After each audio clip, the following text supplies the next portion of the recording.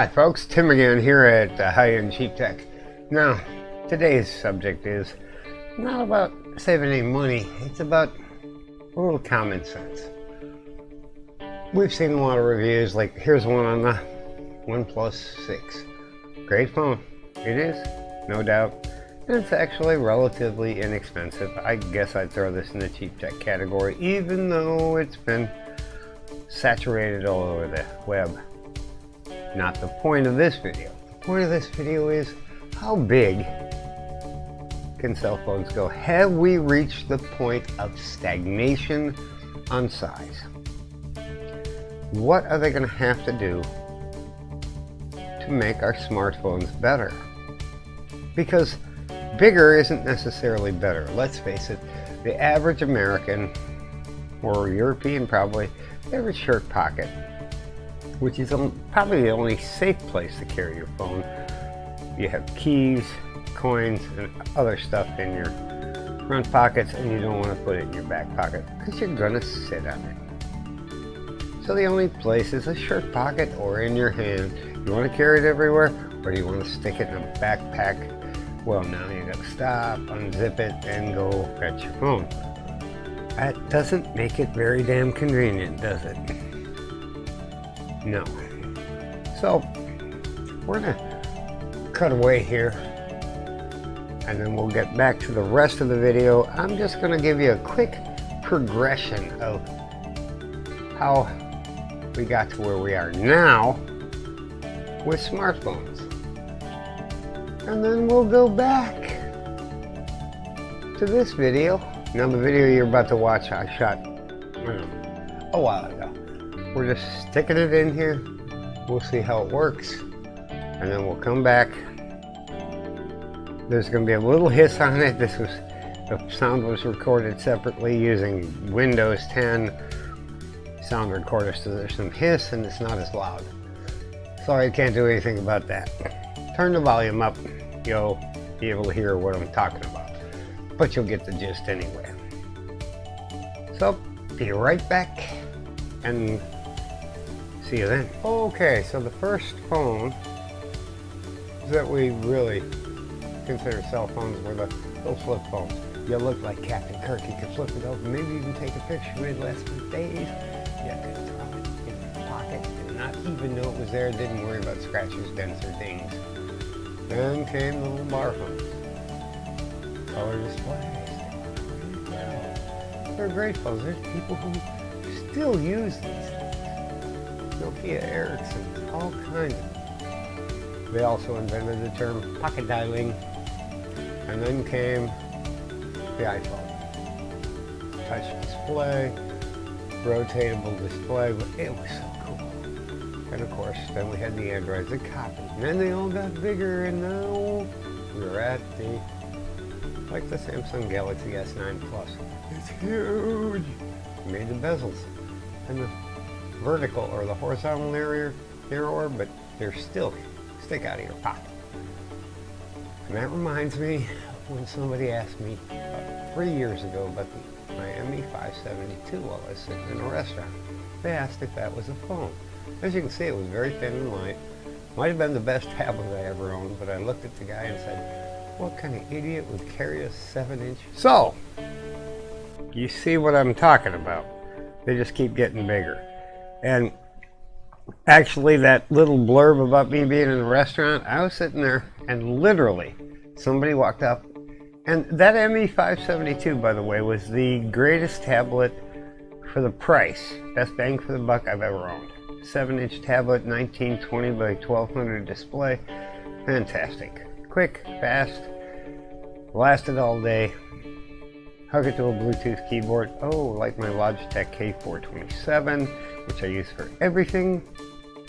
Worked. Plug a mouse into it. Super. Great little tablet. And it was like 7.3 millimeters thick, so it kind of looked like a phone. And when that guy asked me, is that a phone? My response was, what kind of moron would carry a 7-inch phone? No. Now, I know there are parts of the world where people have lower incomes, like me, If somebody would donate, it would help. Subscribe, help out. But seriously, sure, I could see using a 7-inch LTE tablet phone. But we've kind of gone past that whole tablet stage. Do you remember when like a 5.5-inch phone was called a tablet? It was almost a tablet, a phone tablet. And now we just call them smartphones, 6.2 inches. But we're beginning to reach a level where that's ridiculous. You just can't carry the phone very easily. Now, there is a cure. Right over here, Samsung Galaxy X. We don't know if it'll ever come out. It'd be very cool if it did. Thank you, Mrwhosetheboss, for having a still shot that I could use. That would work. But there's downsides. How are you going to build a case for that? It falls. It doesn't look like hell. Yeah. Okay. Probably not going to happen. But it'll eventually happen.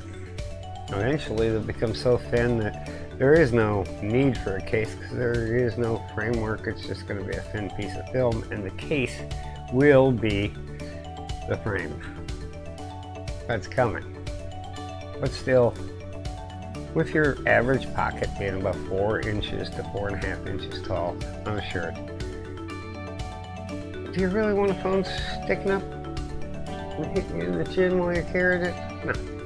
And you don't want to carry it in your back pocket. You're going over this. What we're at right now is we started with those little phones. The ones you could stuff in your pocket and you didn't care about. And who cares if you got a scratch on it? They cost.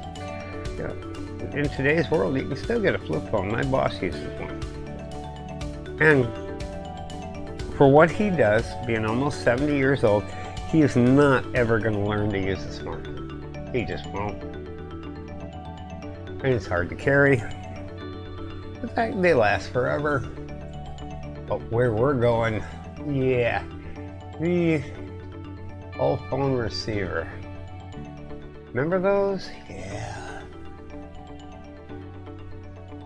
Huge! No, wait a minute, they were about 7 inches long. Maybe 8. So, we're basically going backwards in time. Yeah, sure, this couldn't post on Facebook or Instagram, Snapchat, and all the other crapola out there. And that's the real reason we have all of these little smartphones. This is the one I'm looking at, 5.7 inches. I've set my limit to 5.8. That's it. I want something that'll do what it can. I don't care if it has 1080p. I just want something that works, is fast, efficient, and gets the job done. I don't really give a shit about cameras too much. I do use my phone for taking videos at work. But I've been getting behind an 8 megapixel. This one has a 13. And it has dual cameras. I don't care about the bokeh effect. I'm never going to use that. You don't even want me going there. The point is, have we hit a saturation level on size? I mean, right now, the only thing they can do to make them better is make them faster, make them work better, and make them a little thicker and stuff a bigger battery in them so you can stick it in your pocket or on your belt clip because maybe your pockets are too short because they've gotten too big, or you don't have a shirt pocket because you're wearing a t-shirt because it's 100 degrees out. Okay, that's fine. But make them last. Now, of course, the reason they don't want them to last too long, you'll end up like me, guy with a cheap $134 Blue Studio with an AMOLED display from like 2.5 years ago. It still looks great, it still works great, it gets the job done. And that's the whole point. Now, if your job is getting Facebook done or shooting high-end videos, well, you probably don't want to do it on a super cheap phone. But you really don't need an expensive one. I know Anthony over at My Project 13, he shoots a lot of his videos at his desk when he's at home on another smartphone. No fancy cameras, no gimbals. He's not outside wandering around with it. He's just shooting the products he's reviewing. Works like a champ. But what I want to know, and I want to see some comments for once,